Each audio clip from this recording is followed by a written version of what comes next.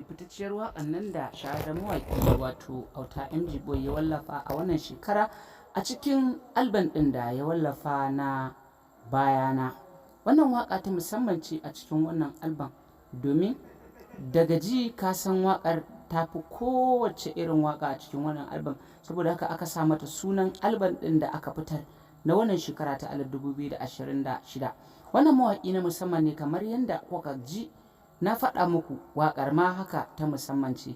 Fatan mu kasance da wannan tasha. Idan wannan shine farkon kasancewar ku a tashar mu, ku daure ku danna mana subscribing, sannan ku danna alaman ƙararrawa yanda da zarar mun ɗora manhajar mu za ta iske ku a duk inda kuke a faɗin Najeriya da sauran ƙasashe baki ɗaya. Masu sauraro, kada ku manta wannan tasha za ta dinga kawo muku dukkanin bidiyoyin da kuke bukata a kowane irin lokaci.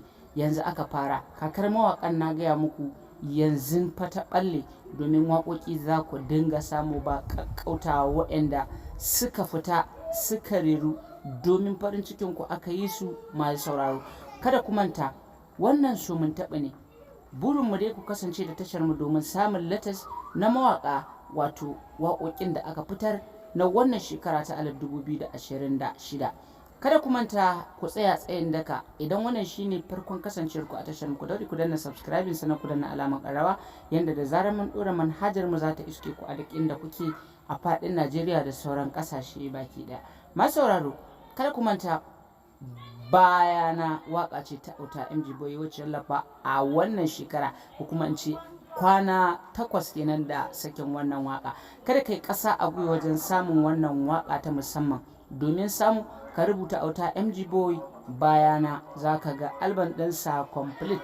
Burin mu kasance da wannan tasha mai albarka. Mun gode kwarai da gaske da sauraron mu, tare da fatan Allah Ubangiji ya sada mu da alkhairinsa. Amin summa amin.